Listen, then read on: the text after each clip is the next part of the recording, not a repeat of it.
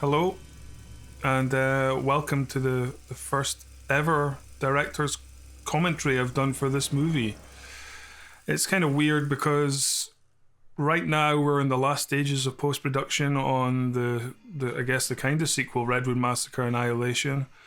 So it'd be quite fun to watch this movie back. And to be honest, I probably haven't watched this film back since 2014 when it was first released. So let's see what I can remember. But straight off the bat, Redwood Massacre was a super low budget independent movie. The budget was around $30,000.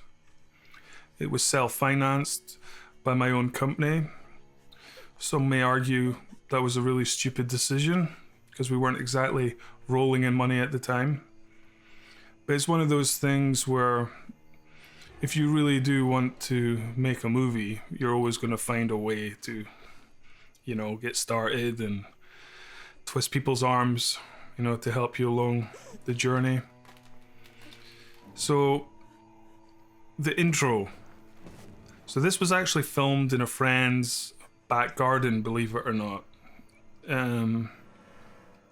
It worked out quite good for us. The house was maybe, 15 meters away. It had power, so we could power the lights. And it had this small section of forest, really small.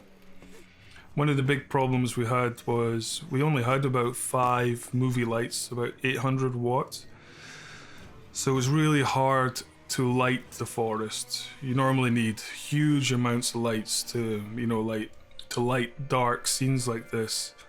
But I think we managed to light about a 10-meter section,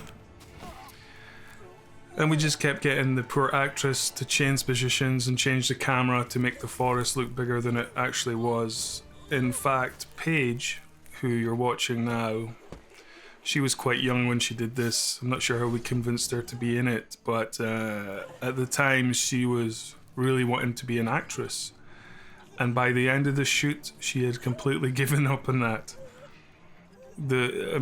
She really is just crawling on really wet ground, and yeah, I'm not sure this is what she was expecting.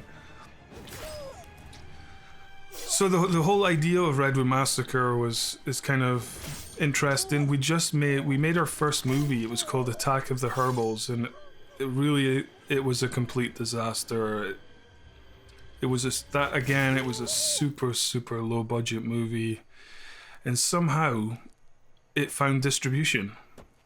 And then when the movie came out, us being first time filmmakers, we got screwed over by the distributor, the sales agent, and the way they marketed the movie, it just kind of killed the release. And you know what, looking back, maybe that film maybe shouldn't have come out. But it's one of those things where we kind of learnt, and Redwood Massacre was a result of us for the first time thinking about the film industry as a business as opposed to the creative process, when you're making the film. So the idea was, well, with Attack of the Herbals, I remember it was like a low budget horror comedy, and I remember the sales agents and the distributor, they didn't really know how to place the movie or what kind of audience they were looking for.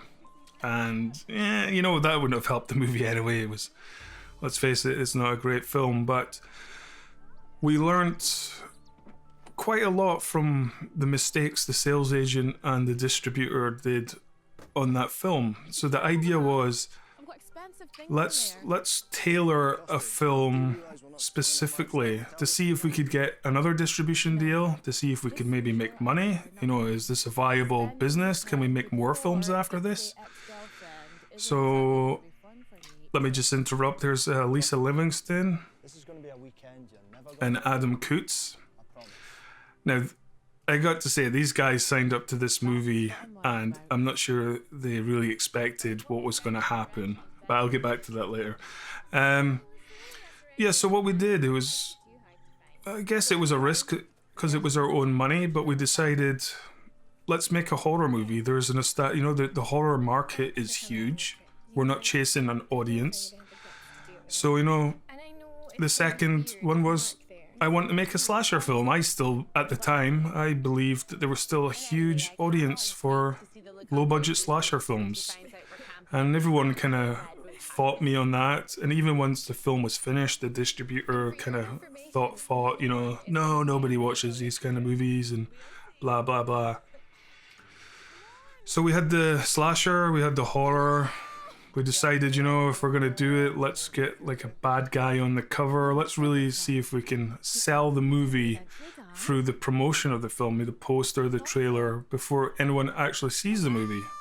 And see if that's a good way to try and break into this kind of direct-to-DVD market. And you know what? It worked. Yeah, I mean, this movie was shot over 30 days, but over the space of a year. All these actors we got are from our local city in Scotland called Aberdeen. And basically, we had no money to pay them, so we offered to pay on deferral, which means it's normally the kiss of death. If you ever get a contract in films that says you're going to get a back-end deal or deferral, normally means you're not ever getting paid. So we offered them a back-end deal. If the movie makes money, we'll pay you. We'll have to film it on weekends because these guys work. And off we went. I mean, it's weird because I keep on looking for a script, but I don't think there was a script. We had the story plotted out, everything planned. But because we were shooting over weekends, what I remember doing was we'd film scenes, and then I would cut the scene over the week, and then by the time we rolled around to the next weekend, I know if it worked or if we had to add something or maybe something didn't work. There's a lot of limitations when you're making an indie movie like this. So a lot of the cool stuff you come up with very rarely works. So it's finding that right balance of what you can achieve on screen, what you can physically do on the sets. When I say sets, I mean they were all real locations. So that's Rebecca. Well, this is Lisa Cameron. Now, I'd worked on a couple of local movies, and Lisa Cameron was in one of them, and I thought she was really good. So I was really keen to see if I could convince her to give up a year of her weekends to make this movie. And Lisa is super, super nice, so laid back, extremely easy to work with. So I was so happy when she said she was going to do it. I knew what was coming up in this movie, and I think the other actors were really good, but I'm not sure they would have allowed me to do what I did to Lisa as the film progresses. You're lucky we're here full stop. Are you sure you brought enough stuff with you? This forest we filmed in, it's another really small forest, and at the time we used the old indie rule, filming in forests are free, so we decided to do quite a lot in the forest initially. It always looks good on camera.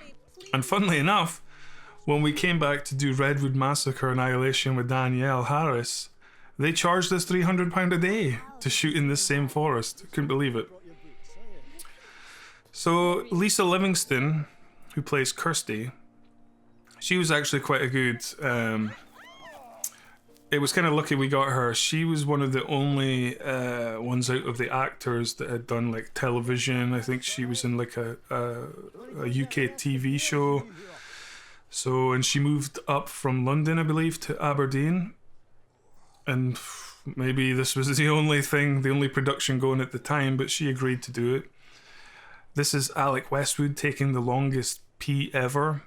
He's another local Aberdeen actor who starred in some TV shows, some famous children's television here in the UK. And Alex is always great. He's up for doing anything. And a little throwback to our other movie. If anyone has seen Attack of the Herbals, the shirt he is wearing is the same one the Roadrunner wears. That's how low budget we're going here, folks. I reused the costumes from our first film. So I'm sure this was in another forest. We moved about because it was sometimes, you know, you have people walking by. You know, you have people walking by, and you've got a guy dressed walking about with an axe and that kind of stuff. Doesn't go down too well. So by this point of the film, we still never actually had a costume. So you realize that's why we shot it really, really close. So we knew we could come back and put the inserts at a later time. That's Cheryl lying down there. She worked with my wife who produced the film in her old job. We convinced her to come in. They actually had a much bigger scene and it was really cool, but when we were cutting the movie, I was just like, you know what, let's just get rid of it. Let's just get into the story. People that like these kind of movies just want to get to the cool stuff. Yeah, so the costume. So we had a bit of money, so we decided we'd hire a proper costume company to do the costume. And I was thinking more like something different, like Hellraiser, like something really weird and twisted and cool. Because the first thing I didn't want to do was go down, you know, the horror cliches with guys in dungarees and masks and that kind of stuff. So the first thing we did was we found a company in the US or Canada called Grim Stitch. Though he did the mask. So once we had the mask, and the mask looked really cool. Like, you know, people might think the film's terrible, but everyone agrees that the mask does look really cool. So once we had the mask, we went back to the costume company and I had some designs and they took my designs and they were like, yep. And they drew out a costume that looked really cool. And in fact, it's this scene here with Mark Wood, who again, we're really lucky to get. We were going to be picking up the costume the day before the shoot with Mark. At the time, Mark was like a proper working actor. He had to come up from a city that took, I think it was like a 3-hour drive for him. So it was a big deal for us, you know what I mean? We've got like a really cool actor, he's driving up and we're going to shoot as much as we can with him so he can go back home. So we go to the shop the day before the shoot with Mark and we get the costume and oh my god.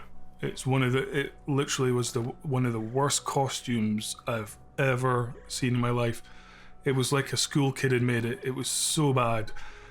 In fact, I think we filmed it. I wish I could find the footage. We filmed me trying it on. It was just terrible. It was like black rubber with like cardboard. You know what I mean? Why the hell would you have cardboard in a costume in a movie? So I was panicking. I'm like, oh my god.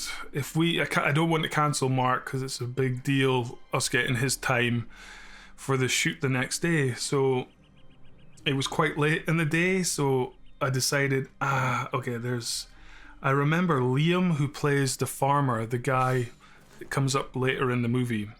We'd filmed his scenes and he had a pair of dungarees on in those scenes because he was a farmer. So first thought is, okay, the new killer's gonna have dungarees. So in the morning, the next day, I drove into town, found this like weird fishing shop, and they just happened to have these weird old like fishing jackets. Bought that, came back home, cut the sleeves off. I knew Ben, who plays the Redwood Massacre killer, he had made like some kind of weird belt thing for his wrists. Put it on, put the mask on, put the dungarees on, looked at myself in the mirror, and you know what? I was like, this actually looks pretty cool. I mean, it's so cliche. You've seen this kind of character a million times before. But I'm standing there looking at myself in the mirror and I know I'm leaving to go film in an hour. So took the costume off. And this scene here, this is the first time he ever had the full costume on. You can see his eyes because we still hadn't figured out to black them out yet.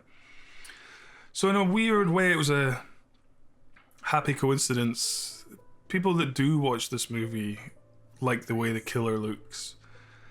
And I think if I had my original way or some kind of weird Hellraiser leather, this film would have died, you know, an even quicker death. So, yeah, like I said, so we filmed Saturdays and Sundays. I would come back, edit, see if it worked, see if it needed something else, and then the next week, film. And we did this for about 30 weeks.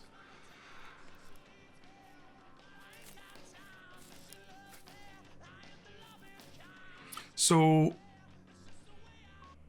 yeah, Lisa, people have mentioned her vegetarian t-shirt. Everyone just was told to, we had like a weird kind of color scheme. We seriously need to think about heading back. What's wrong? So Lisa picked out her own costume. Everyone really picked out their own costumes. I mean, we did like for Adam, you can tell it's more traditional camping looking, that kind of stuff. But the money was so limited for costumes.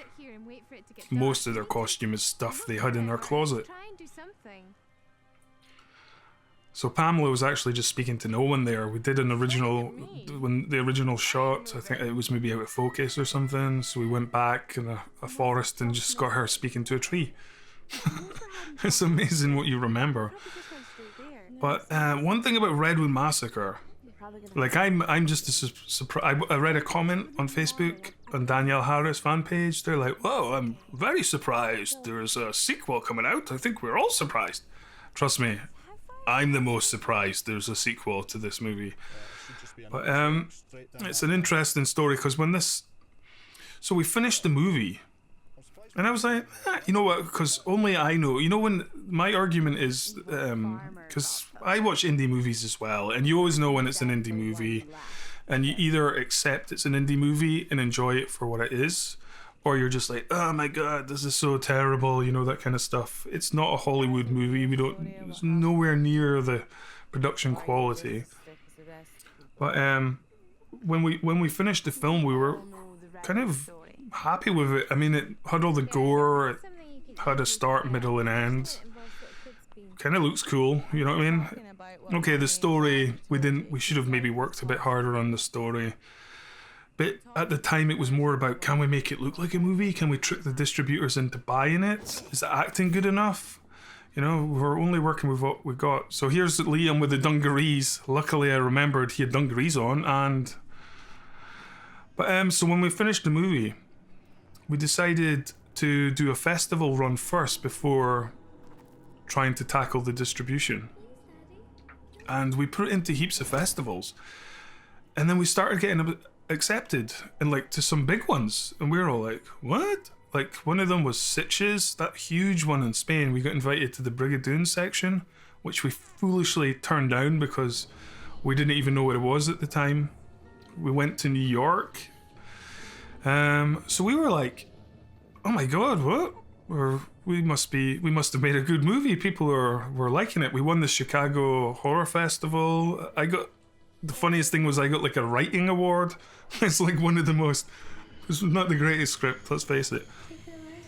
So after that we approached the distributor and again we got like massive interest. We hired a sales agent, the last and only time I'll ever do this. But the advantage back then, it's all changed now, was the sales agent went, we got some really cool key artwork done, really nice artwork, which I think only the German distributor used. So when we approached the distributor, we had a really good front cover, we had a good trailer. Well, it was good at the time, it's a bit dated now. And we started getting contacted by all these distributors, and eventually we settled for a guy at Uncorked Entertainment. He seemed to be the most kind of honest, and the contract was good. But he was like quite upfront. He was like, look guys, slasher films don't sell. You know, you maybe make a bit of money. I doubt you make your budget back because you need to get, you know, a Redbox deal, Walmart, Hulu, Netflix. If you get those deals, you're gonna make a lot of money. But guess what? You're not. So we actually negotiated, well I say I negotiated, my wife negotiated a pretty good contract based on his lack of faith for the movie. And when the film came out in the US, boom, we got a Netflix. I wish we had a Netflix deal. They said no, but we got the Redbox deal. We got Walmart, and then we got Hulu. So, you know, even the distributor was kind of like, well, I don't know what to say. And we got like an email from Redbox saying that the film was completely outperforming all their expectations. And in fact, it stayed on Redbox for like 4 years. I remember years later I went to Los Angeles for the premiere of another movie I did, and the distributor, the producer guy at the time, he took me to Redbox because I'd never seen one. And he's like, you'll never believe this, but your movie, The Redwood Massacre, only just came out of this. And I was like, what? I thought Redbox was like thousands of horror movies, but there wasn't that many. So I think it was a good calculation between the poster, the trailer, and the bad guy kind of drew people in to watch this movie. And what you don't know is they never found the boy's body. The grave was completely... So we're back in the same place that we shot the intro. Again, absolute nightmare filming at night when you don't have the correct equipment. Like that little area, the hardest part is actually trying to light the trees behind the actors. You need a lot of lighting power. We only had 800 watt lights, and you need like 10k lights. That's what you use nowadays in movies. So we would have like 3 or 4 lights on the forest behind them, just trying to register anything. Like you see behind Lisa there, it's just black. And then we'd use whatever lights we had to kind of to light them. And yeah, there's been loads of people, I've seen lots of comments where like, oh, they're so well lit. Yeah, they are lit. We could, like, on hindsight now, I would have probably graded it differently, maybe put some blue and darkened it a bit. But at the time, I was more into, like, I like the cinematography from old classic films like Temple of Doom, Big Trouble in Little China, some of the John Carpenter, where it's overlit, everyone's got like a nice backlight, that kind of cool stuff, and that's what I kind of did on this. You know, it's a movie, where's the light coming from? The same place the music score is coming from. It's movie magic. So that's an actual real moon behind Ben. Probably took ages to get that shot when we could have just added it in post. That's a real moon filmed outside my house one night. I came out to my van and saw the moon and was like, better grab the camera. Okay, so one of the big gripes from people that watch this movie is that cut. You didn't see them being taken. Now, there's an easy way to explain this. Filming at night, as I've been talking about, is a nightmare. So trying to light intense and explain how he got them without the other ones waking up, and I was just like, oh my god, it's just not worth it. It's not worth it. Let's just cut. She wakes up and they've all mysteriously gone. You know what I mean? Like, maybe let the audience fill in the blanks. We've just seen them standing watching them. So, you know, put 2 and 2 together, you get 10. But yeah, that seemed to annoy some people, and even when we were in post-production, people would bring it up, and I'm like, guys, do you really want to go back and film at night? You want to do that? And they're like, nope. So we're like, yeah, let's just wing this way and see if it works. So that's a real fire, guys, no CGI. We could afford that. Maybe went a bit too over the top with the wind sound effects here. It's like, but like even with the Redwood Massacre, so I did all the post-production for this film. When you make a low-budget movie, especially when you've self-funded, you want to do the post-production yourself because you don't have the money to hire professionals to do the sound, to do the Foley, ADR, all the cool stuff, you know, in post.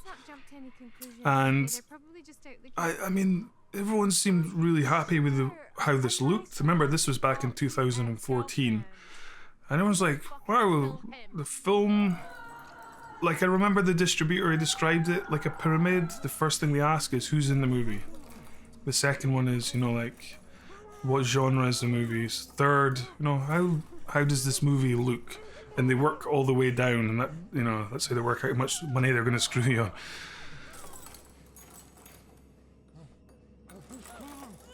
Yeah, I got like people seem to like. For me, I watching this back now. Obviously, it's the sound designs. I get away with it, but back then people were like, "Oh, you did a really good job on the sound." And then when it came to the film we did after that, they just expected me to do all the post for that as well. And then the next film after that, I had to do the post. And then when we finally got the bigger budget to do the Danielle Harris Redwood Massacre, again I'm stuck doing the editing, the color, the sound, the Foley. So it's like, I mean, when you're doing low budget movies, you need to do all this stuff yourself, you know? And if you can't, you got to teach yourself. So his collar's up here. I remember we were gonna. This is my fault. I thought it looked cool with his collars up, and obviously it looks really stupid. But as we kept filming, they just naturally went back down, and nobody noticed. So that kind of worked out for the best. I mean, you can see Mark. He's tied up with such a little flimsy rope. He could probably just bite his way through it. So poor Ben Selway, he had to lift all these actors for real. I think he's still got a sore back. When we were filming the sequel, there was a scene he had to lift someone and he point blank refused. So we had to get like a double in to lift one of the actors. So this barn. So one of the big things about this movie was the locations. Everything that we kind of lacked in budget and, you know, equipment and all that kind of stuff. We really tried our best to at least make the locations look good. And we were so lucky to find this huge barn. It was like 20 miles away from where we live. We met the owner. She was super nice. And she's like, you can do whatever you want in it. It's getting torn down in a couple of years. It's still got power. So we're like, oh my God, perfect. And we filmed, wow, about 90% of the barn shots were all in this one place. And then there was another barn, the opposite side of where we live. And again, we spoke to the owners and they let us in there. Again, power, you know, you need power to do the lights, guys, you know what I mean? So we were really lucky. Super nice people, super supportive. I mean, when you're describing what kind of movie you're making, a lot of people up here, especially in Scotland, when you mention horror, they're like, oh yeah, oh, you don't want to do arty-farty films instead. It's like, no, kill people, make something fun. So yeah, I think if you watch on the special edition Blu-ray, which obviously you are the most awesome people for buying, because I'm sure this is the only place this commentary will be, there is a short film called Evil in the Hills. And that's what we based this movie on. And we always wanted to do like a weird torture scene. I was always looking for a place in the movie to do something really quite horrific, you know, which just to hammer home that yes, this guy, he's very bad and he's dangerous and you really don't want to get caught by this guy because you're going to die a really bad death. So I came up with this idea. And again, maybe I went too far. I'm not sure. Like for me, this is all soft stuff. I've seen a lot worse on other movies. But a lot of the criticism when the film came out was it was ventured into almost torture porn. And that's like the first time I'd ever actually heard that word. But I was like, yeah. And it's hard for me to separate myself from this scene because I was there filming it. That, when he's stabbing the knife in, it's a dummy. So all I remember is him stabbing a dummy and there was like a piece of fruit with some blood. And obviously we filmed Rebecca's close-ups, you know, after. And yeah, actually Rebecca did such a good job here. it's one thing finding a barn in locations and power for lights, but we definitely didn't have any power for heaters, and it was cold in there, really cold, and she was like strapped to that table for a good 2 hours while we did this. And I think one of the owner, her son came over while we were filming this, so he was watching, and that's what I'm saying really is the making of these kind of movies, the blood, if like someone's under the camera squirting up the blood, it's kind of comical. It's not horrifying in any way. It's quite boring, but it's always fun working with blood. But yeah, some people watch this and are completely horrified. As in, I watch it and I find it's hilarious. It's so over the top. He's really stabbing that dummy. It's like a fake torso. So now we're back in the local forest for free. And I like Lisa. She like, this is not her fault, this is my fault. I wrote it, so she's like the stereotypical. Most of the problems with this movie is I thought people would want more of the same from other movies. So I put all the cliches in, you know, the final girl, she's really nice and ends up, you know, like kicking the guy's ass. I've got the bitchy girl, you know, that Lisa Livingston plays. So there's two Lisas, guys. Lisa Cameron is Pamela, and that's Lisa Livingston. And she played the bitchy part perfect. In fact, I think she played it too good. It's funny because I keep remembering some of the initial reviews, but I think people were literally rooting for her to die. That's how. So that's a testament to how well she played this part. So yeah, we had a real axe. That was a real axe. And initially, you never saw how Adam died here. Like, it's been a while, guys, but I'm trying to remember. But I remember when we were filming, and remember these actors are giving up their weekends for a long, long time. And I think Adam, after the first maybe 4 weeks of filming, he was like, you know, I can't do this now, and I can't do this film here and there and there and there.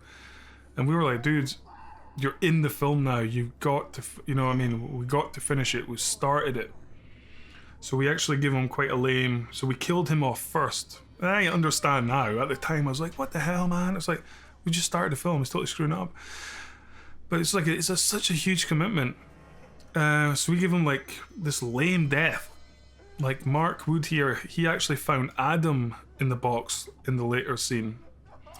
And then when we cut the movie together, I was watching it back and I was just like, you know what, this is so lame. We need to go back and give him like a cool death scene. What can we do for nothing? I know we have a big sledgehammer lying about at the barn. Let's use that. And it's always easy to fake up people getting sawed, you know, with close-ups. So he was a good sport for coming back. We got him. That's like pigeon shit all around his feet. It's freezing. You know what I mean? It's crazy.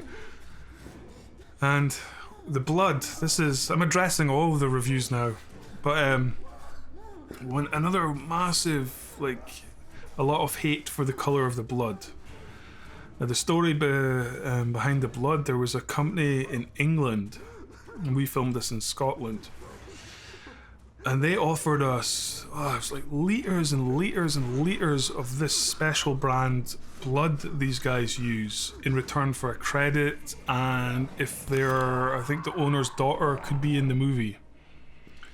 And that blood's not cheap. So we were like, sign us up, send it all. And it was like a weird powder, but when you made it up, it came out almost, it was like purple. It wasn't quite red. And then by the time you color grade the movie, it kind of went to like a dark, dark purple. So, yeah, and then I know in real life, you know, like the deeper you cut, the darker the blood. But I can see what they mean. It's pretty dark. So this is the magic of editing. No Adam Coots were injured while sawing this head. And I wish Ben gave it a bit more welly on his close-ups. It looks like he's playing the violin. You know what I mean? It should have been like hacking. Now we came across this problem when we were filming the second one. He's still got these stupid ass jars. And we actually explain what he's doing with them in the second one. There was at some point we're filming and I was like, why? Oh my god, so we had to like explain it in the Danielle Harris movie. But it makes sense. I hope. Uh-oh. These are the mountains that were in Braveheart, Highlander, Harry Potter. Not this one. This is actually quite close. But I travelled down, got some good scenery shots. This location was maybe about 30 minutes from where we live. It's quite high up in the mountains, and to get all the camera stuff down there was a real pain in the ass. And obviously, I don't know if you spotted, guys, but this is all ADR because it was so windy. We had them on radio mics, and it was just like... And we didn't actually have to do that much ADR. Actually, no, I'm lying. I'm completely forget. We actually built, in my house, an ADR booth. And for people that don't know what ADR is, it means different things. I think it's automated dialogue recording. I think that's what they call it now. But if you've like messed up the audio, you get the actor back in and they lip sync to the picture to recreate the dialogue, and then you try and mix it into the scene best you can. So we built like a massive sound booth out of wood. We like put all the pads in it, and we got the actors and they came round, and we had like a plasma in front of it, and they sat in this little tiny booth surrounded by all this sound tiles and did all their ADR. And it sounded good. It actually I've never been able to recapture that ADR sound ever again. It always got to tweak it now. Yes, that is a penis. I don't know, my dad was here. My dad did the sound for a couple of days. We were pulling in everyone. And we had these sausages, and I was like, go and make like a willy and put it in the jar. Just something that's like kind of weird looking. And he was like gone for like 20 minutes, and then he came back with this perfectly sculpted penis he'd made out of sausage. He put a lot of effort into doing this, clearly. So that went in. Yeah, so the crew was really small. So I shot it, I directed it, and then we had Lorraine, she wasn't my wife then, that was the day she'll say. She produced it, and then I had Liam, who's been in all my movies and the movies from when we were kids. And then we had Murray Duncan, who did the sound. And what's funny about Murray is he had like severe tinnitus. So how he managed to get the sound sounding so good, I have no idea. But if Murray wasn't there, Liam would do the sound. And Lorraine, she did the focus, the follow focus, which is pretty, hardcore. And that was about it. That was the crew. It was so small. Everyone just mucked in. It's funny because back in this early movie, I was like, 33. I'm like turning 40 now. But I would help set up the lights, the tracks. So much energy to, enthusiasm to get this films done. And then when we made them flash forward to 2019 when I'm filming the sequel, where you're under so much pressure to shoot the movies so quick, like we were given 18 days to shoot the Redwood Massacre Annihilation, and it was a big movie compared to this, and the pressure. So you don't have to, as a director, I do nothing but direct and DP. But then we did some pickup shots. We didn't really have the money to do the pickup shots, and I was like to my wife, I'll just do it like we did in the old days. I'll help do the tracks and the lights and all that. And my God, I was absolutely shattered. That just shows you age. I could never make a movie like Redwood Massacre again. It must be age. Or maybe it's lack of enthusiasm now, I'm not sure. I can't That dead fox. Liam, he bought that off of eBay. I don't know where he found it. I'm sure he's still got it in his house, no doubt. Or maybe it's still up there. So this was like another part of the barn. It was like a little... Obviously it was for keeping horses or something. So this place, everywhere you went, there was all these little nooks and crannies, and like that box, you know what I mean? It's just randomly lying there, and we're like, oh, let's make a scene around it. So I think this was like Mark's last day. He never, like, it feels like Mark is in the movie a lot, but because we had to take him up from Glasgow to Aberdeen, which was like a 3-hour drive, we try and shoot all his scenes, as much of his scenes as we could. And this was like, he shot this scene, he shot the scene where he gets punched to death, and actually it's the second last day, and then we took him back for the finale where he gets fisted.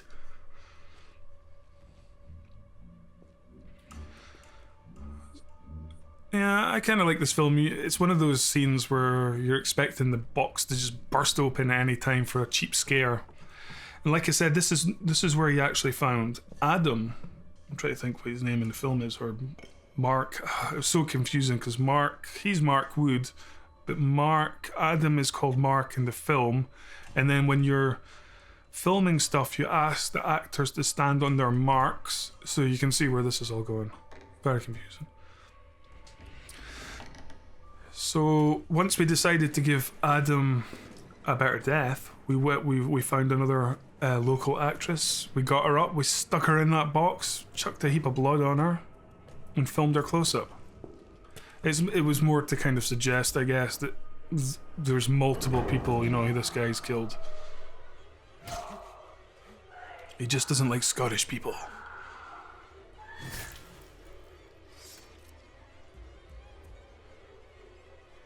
One of the surprising things about this movie, watching it back, was the camera. I mean, this is shot in 2013.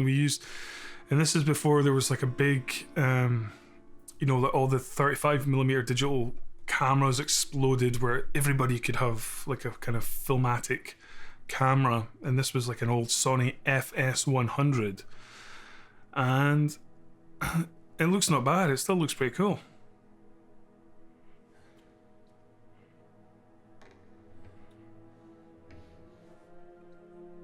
I just remember like it shot 1080, but it was like really low bitrate. It was like 20 megabytes a second, like normal HD's 100.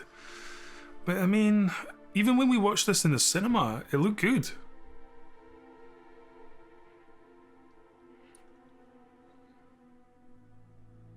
In fact, for the sequel, we were the first people in the UK to get the Blackmagic G2 at the time. Like, I like using all these weird companies and all that. For me, like, all the cameras now are at the stage where they all look very similar in resolution and like that kind of stuff. So you're really only arguing amongst cinematographers that know all these little minute differences between cameras now.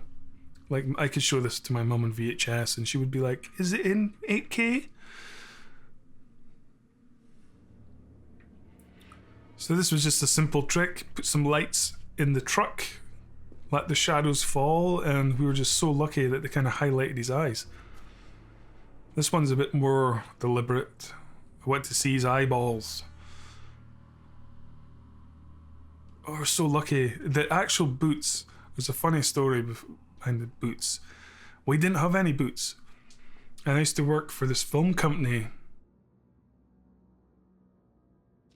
And we used to go offshore to oil rigs and film stuff, obviously. But these were my offshore boots. So I said, Ben, he had the same size of feet, so I give Ben the boots for the movie. And on the sole, the soles were red rubber. Like, I would have preferred if they were black, not red. You know what I mean? It's very distinctive. But Lorraine, my wife, she got like a toy replica made up of this guy. And when we got it, I was like, no way, the guy is actually painted, added the green boots with the red soles. I was like, crazy.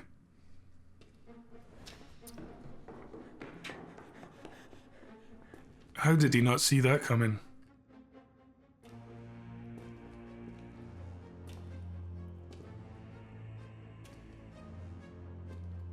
Okay, so this place was like another building. They were all like kind of connected, like just one big farmhouse. There was a ladder behind Mark, and I was always trying to figure, can we do something with a ladder? He's trying to get away, but there's nothing we could do that was safe. So I was like, let's just get the guy beating him up, and then I'll add like 1960 punch effects sounds just to complete it.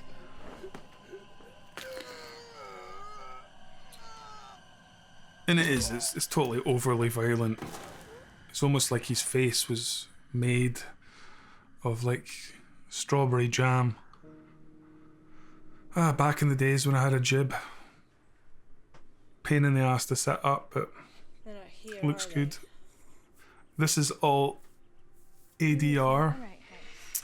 The problem being, it's the same old story with filming. You can go, and fly to the middle of the desert, and as soon as you press record, guaranteed someone's out cutting their grass.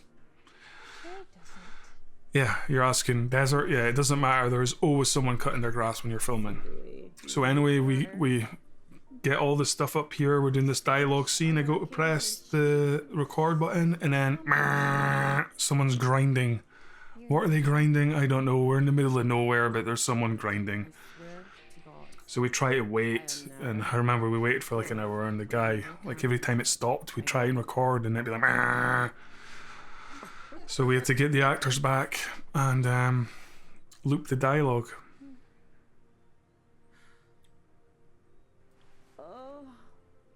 And I think this was towards the end of the shoot, if I remember. You can see it's handheld, starting to get lazy. What we're gonna do for food?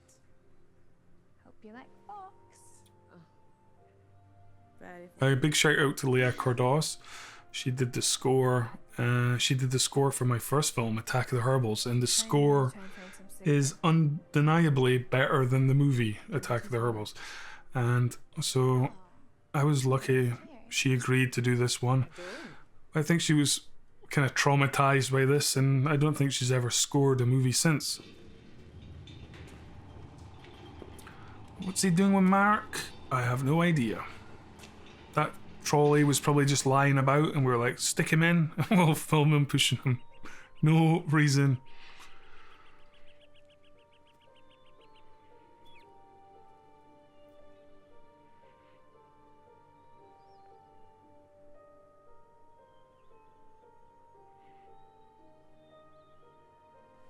So yeah, some cool bits, she did for the score.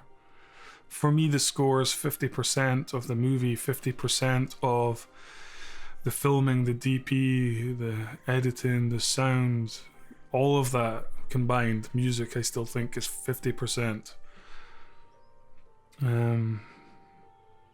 Like we went through. We've got an amazing composer for Redwood Massacre 2. So happy, but getting to that right person was a director's commentary in itself. So there's the old jib again. I know what you're thinking. This is a bit of a con. It's obviously two different locations separated by the magic of editing. But that house obviously doesn't have a huge barn beside it. And you can see we've just put like a door over the other door to try and stop the light coming in.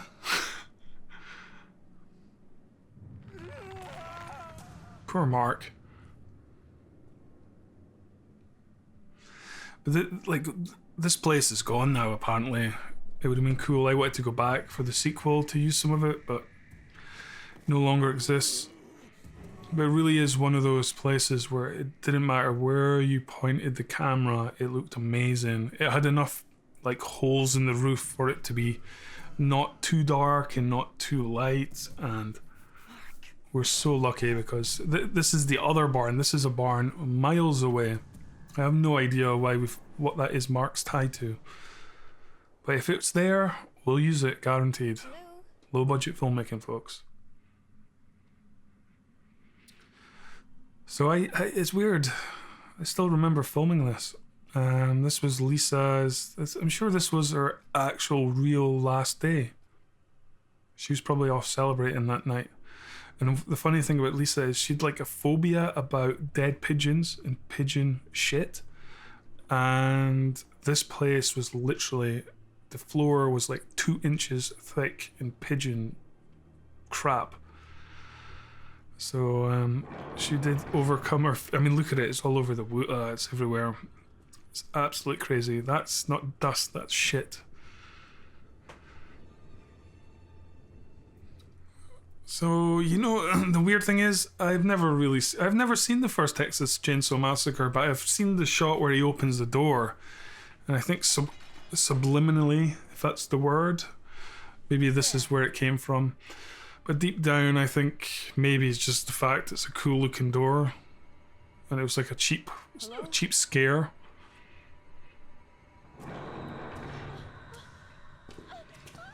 Ah, yes. See, at this point, we did have a fake axe we managed to find. Probably Liam Matheson and I probably would have had Ben use the real one and risked killing people to save time. But Liam, he works in the oil industry, so they're all safety conscious. So it's probably the right call.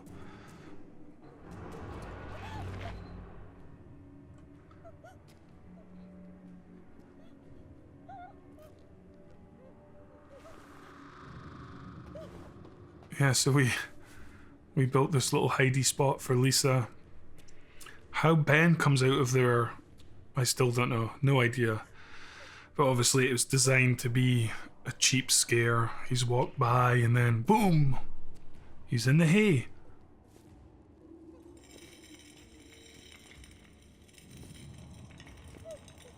I think Ben, he wanted to drag the axe along, and really the noise isn't the right noise. He's dragging it on stones, but I'm sure we recorded the noise on like concrete. But and yeah, the guy Grimstitch, he surely does some really good fucked up masks. And this mask, wow, it was like a pancake by the time we filmed. When we first started, it was all like structured and was really beaten down by the end of the movie. And then when we made the second one, we ordered 2 masks just in case, and both of them ended up perfect. I should have thought, you know, shooting over a year compared to shooting over 18 days, I should have known the mask would have survived. But they ain't cheap.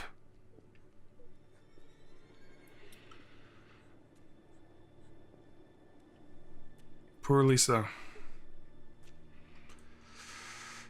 I think if you watch the making of in the disc, you see us how we did this, and again it was just like a fake torso, stabbing the hand into the fake torso, using close-ups and quick cuts to try and trick you into thinking she's been gutted. This is really old school, old tactics you use in low-budget movies for horrors anyway. You know, where was he keeping that blade? I mean, it's so big. Cut to dummy. You know, cut to dummy, cut to face, cut to Ben. Stick it all together. I mean, we could have probably stopped it there. This is one of those movies, like, why just stab her? Let's, like, rip her intestines out. In fact, that this movie is an 18 in the UK. In the US, it's unrated. I don't even know if it'd be possible to cut this movie into an R-rated movie. So we're now in bar number 2, and that was a real flickering light. As soon as I saw that, I was like, perfect. Let's use that. And there's some cool, cheesy sound effects coming up, which is hard for me to watch back now.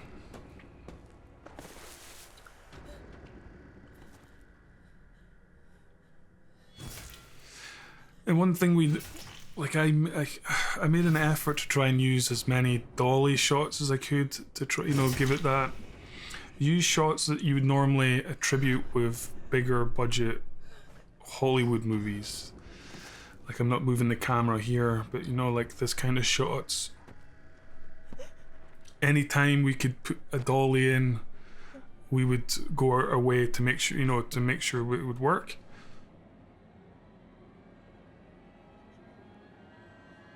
And for me, camera movement goes hand in hand with music. You know, the camera becomes almost like a character of the movie. It's easier to build suspense, and rather than the camera being stuck in cement, moving in on Lisa, you're creating suspense without the audience even knowing, if you know what I mean.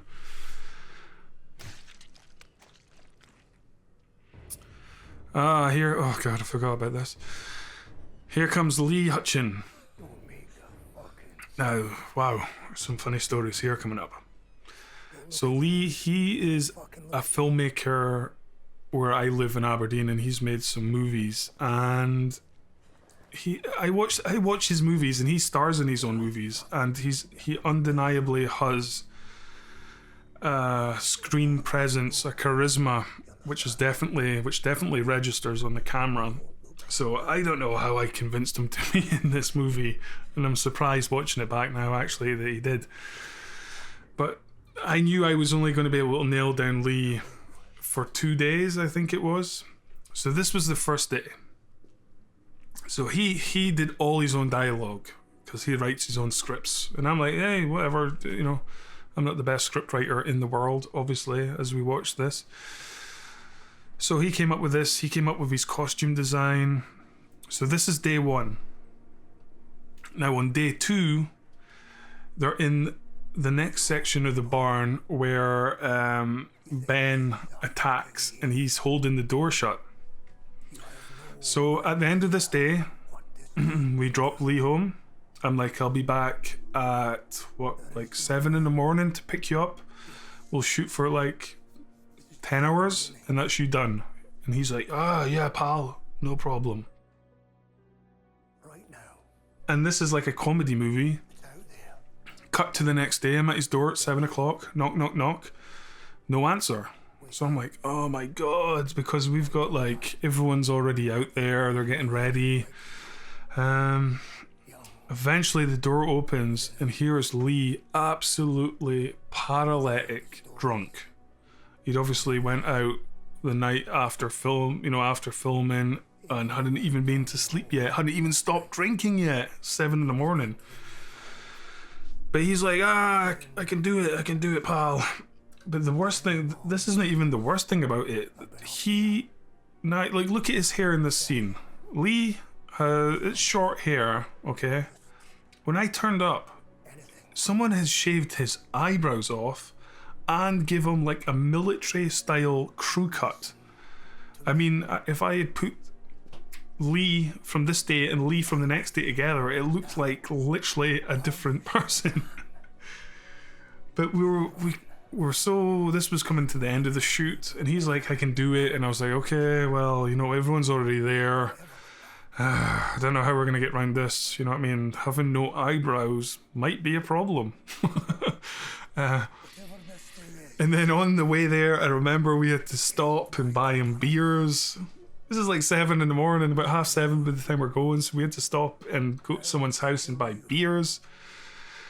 So we turn up, and Lorraine, luckily by this point we're using black shoe polish to put around Ben's eyes in the mask, you know, to make his eyes look a bit darker so it was more scary.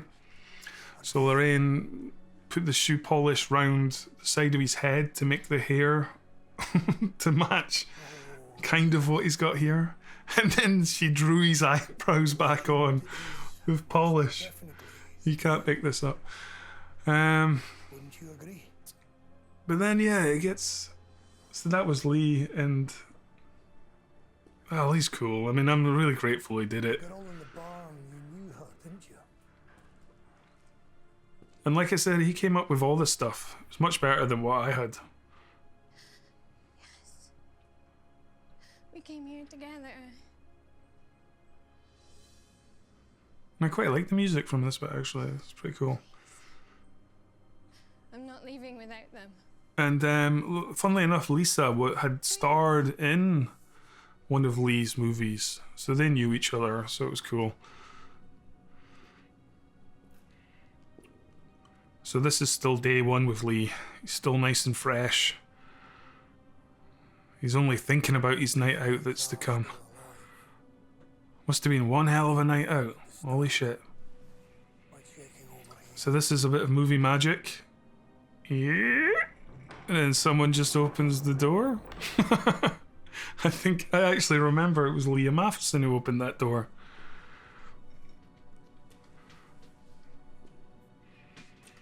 Now everyone moans about this scene. Yes, he's only got 2 bullets. What was he thinking?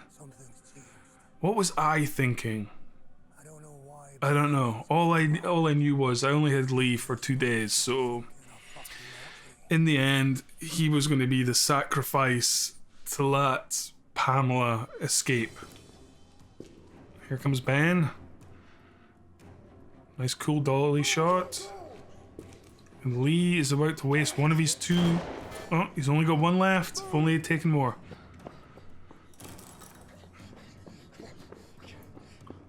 I think if you watch the making of, I think maybe there's some shots. Maybe this shot. See us shooting it. So here's Lee now. You can see the short. He's got some pretty short. His eyebrows are. Yeah, he does look different. No one's ever actually mentioned it. So hats off to Lorraine for the great shoe polish eyebrow trick. And the thing is, he acted really well. He was blind drunk. When that door was hitting his head, it was really hitting his head. He had a massive lump on the side of his head. Like he was close to falling down. I've got 1 round left. 1 round. Make it count. I think the pain, at this point, he was going down big time. Real bad hangover. Really bad.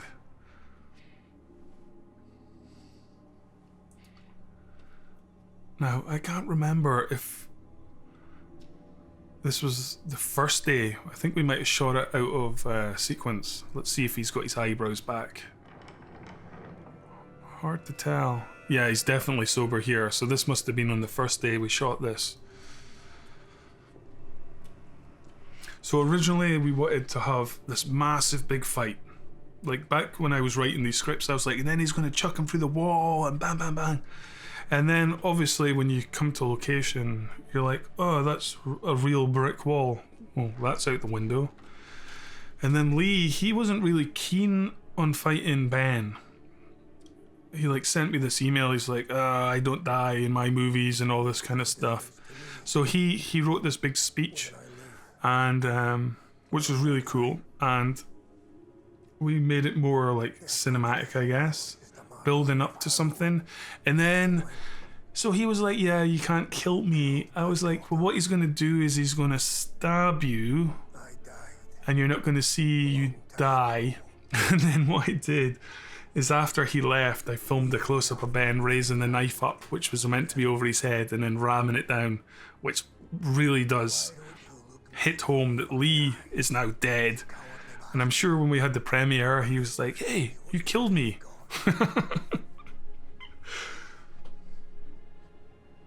So, yeah, it was a bit disappointing there wasn't going to be a big fight, but this is just the limitations of making a very low-budget film. Like lighting a fight and the time it would have taken, and remember there's hardly any of us, and I think this was a kind of a good compromise. But the good news then is in Redwood Massacre Annihilation, we do have the big fight. So you finally get to see 2 big guys going at it. That's what happens when you get more money. So this was the shot with Ben looking down. We filmed once Lee went.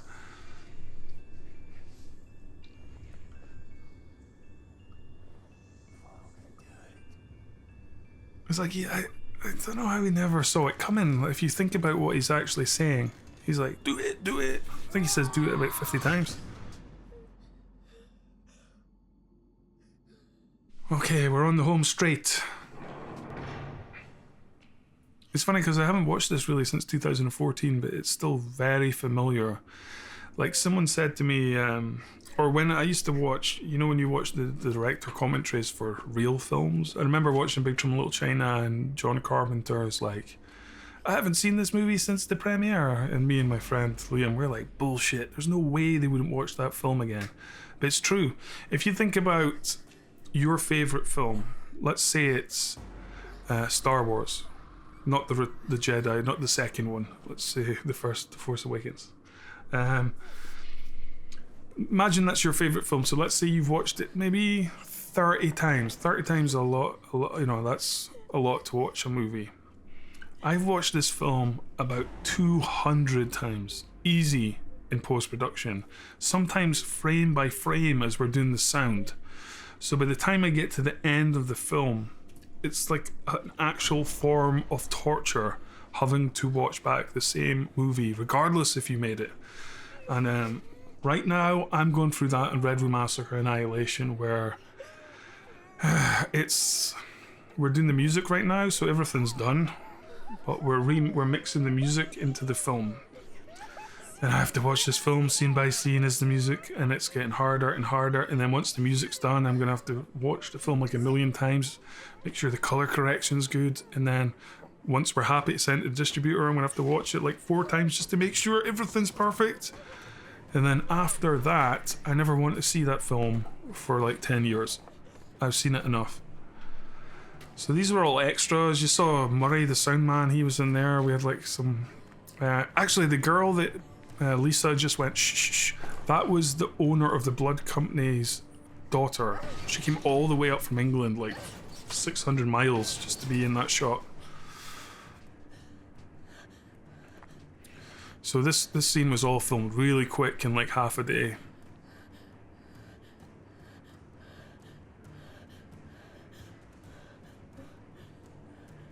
And by this point, remember, we were like on the home straight. This was like the last shoot in the barn, and by this point, you know, the movie was super violent. So I'm like, why don't we make it even more violent? And one of the big regrets, and we would have done it if we had money, but I wish we could have added prosthetics to Lisa's face to really show the damage of like a massive guy punching someone, a woman, in the face. And again, Lisa Cameron, superstar.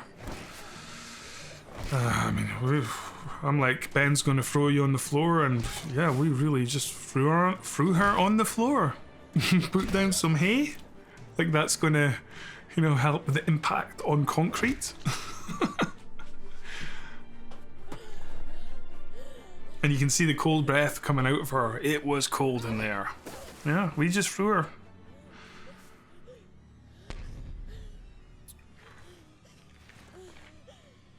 And then, yeah, we must have had Mark. He must have had a boring day waiting for this one bit.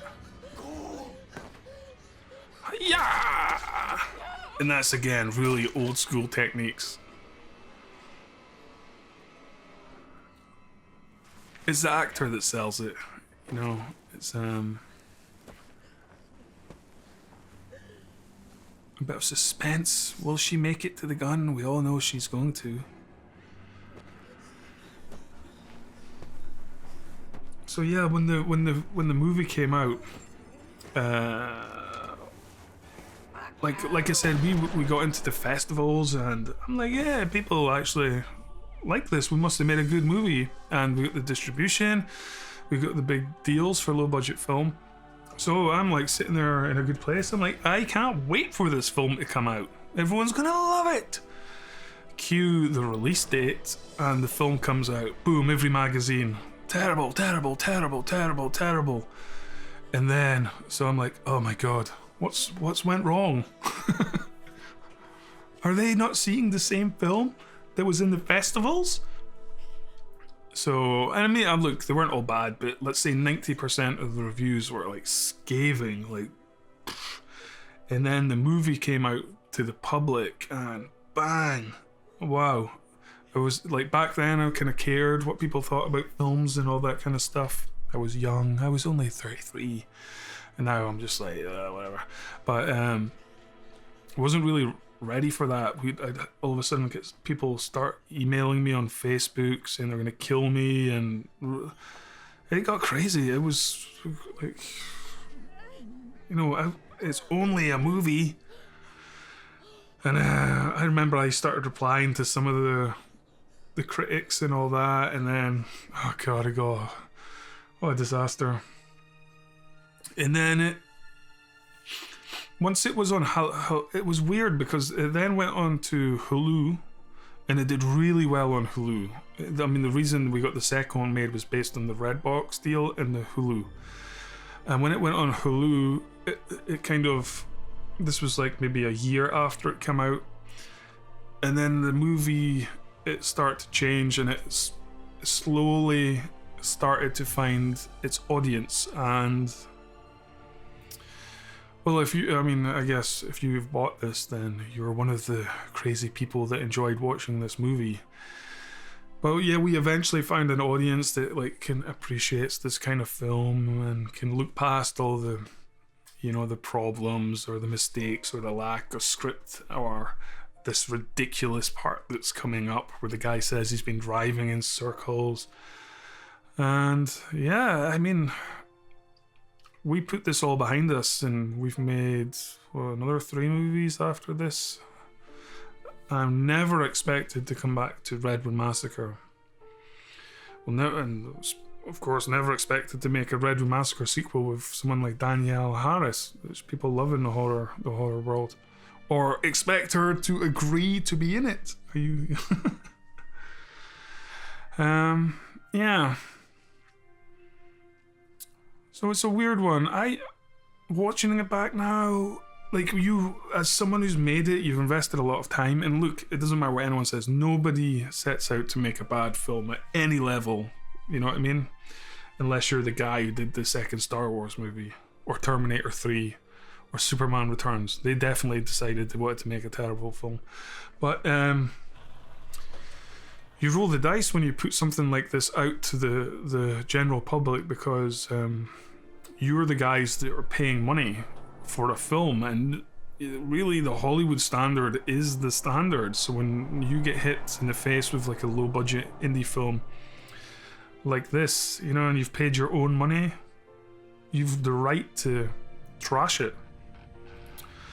But now, looking back, it's not that bad. It's just like a cheesy fun, like this bit. What a disaster. So we had like this whole scene planned, and we went out to shoot it, and we got chucked off the land. And by this point, we've got everyone up there. We've got generators for the lights. We've got those actors. In fact, that Lindsay, that's Lisa Cameron's boyfriend. In fact, they're still going out. So what we did was, we were close to one of the barn locations, and we spoke to the owner, and he's like, there's a small section of forest just across the road from us. That's the only place I can think you guys can film. And remember, it's pitch black, it's the middle of the night. So we made all this scene up on the spot. I'm like, I've been driving round in circles. It's the stupidest scene. And it was just a coincidence he's dressed like the Redwood Massacre killer, which kind of worked out. You know what I mean? It's so suspicious. How can you get lost driving? I mean, he's in the middle of a forest. He's literally drove off the road into a forest. No wonder he's lost.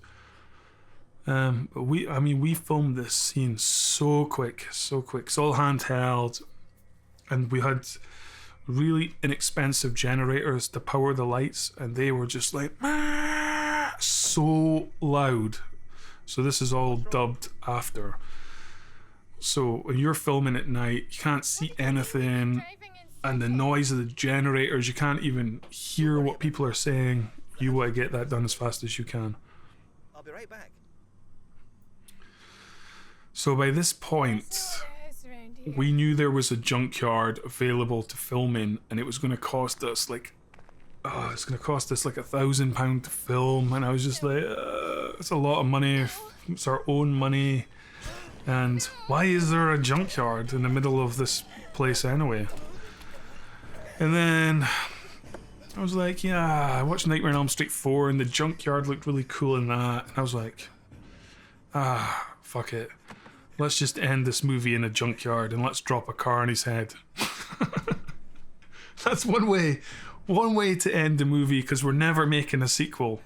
I'll tell you that, guys, right now. We're never coming back to make a sequel. So we thought, we never knew we were going to shoot in the junkyard yet, so I was like, let's just see Lisa get out the car, and she runs into the forest, and then we cut. We'll have like a small chase in the forest, which was a different forest, a different night, and then she comes out in the junkyard. And that's what we did. And the junkyard was filmed at the end of the year. Now, for anyone that's been to Scotland knows that Scotland is not the warmest of places at the best of times. And we filmed, I think it was in November, so it was winter in Scotland, and we did like a night shoot, and it was freezing. We had these massive big like winter jackets on, and poor Lisa Cameron is in her vegetarian t-shirt, and we had a huge amount to film that night, and that was it. That like £1,000 for one location, that was us. We were out of money, so it was all or nothing. If we never finished it, probably wouldn't have finished the movie. So we went back to a small forest, we put up all the lights we had, lit another 10-meter section. I mean, it's really dark behind them if you look. And we just got them to go back over the same 10-meter section over and over again, changing the camera angles, trying to make it look like it's going on a bit longer. And just really winging it with the focus. It's impossible to know if they were in focus or not in this kind of lighting. And then again, she'll run out of shot, and then magically we're going to cut. And just by chance, there was a tree in the junkyard. That's actually in the junkyard. There's only one tree. So we managed to get it to look like she just come out of the forest into this magical junkyard. You know, obviously a thriving business in the middle of nowhere. And it does look good, I got to admit. Total random, stupid, completely stupid, of course. But hey, this is a guy in a pair of dungarees and a mask. Well, that's the baddie. So yeah, so we not only did we have to pay for the location, we had to pay for like one of their workers to stay back until like 2 a.m. So this was a big deal for us back then. There's a tear in my eye as my wife told me she'd paid the bill. And that blood, for the love of God, whatever that was in that blood, it kept turning golds. We kept on having to reapply it to poor Lisa, and it was like, it actually made her colder.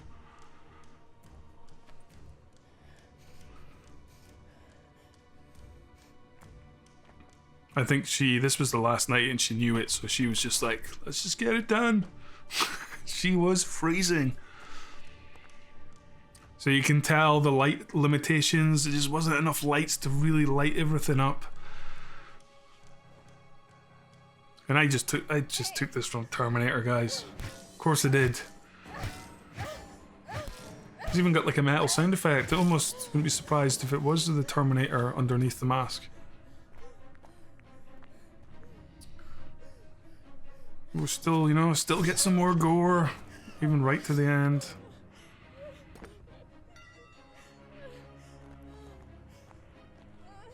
And then Leah Cardos, I think she totally nails it with the music here. It's really building, and this is all ADR. Lisa did all her breaths in ADR. And she's really bloody good at it. Like, And this was obviously an effect where we dropped the car. No, we filmed the actor first, took him out, and then dropped the car, and then mixed the scene together.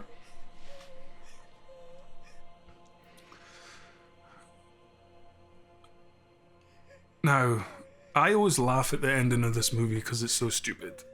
I was thinking, how do I end this movie? How can I end it? Well, I guess he's a farmer. And I'm not sure who came up with this classic line, but as soon as I heard it, I was like, that's the end to the movie. Fucking farmers. Well, guys, I hope you enjoyed my boring commentary. It's fun watching it again. And for all you guys that did like this movie, I'm really excited for you to see the second one, which I would say is a huge improvement over this one. So hopefully, fingers crossed, it's still coming out on Halloween 2020. Maybe at some point when someone does buy this disc, it's already 2021 and you've already seen the second one and you said it was shit. Well, let's hope not. Anyway, thank you again for buying the special edition Blu-ray disc. You're obviously awesome. And take it easy. This is why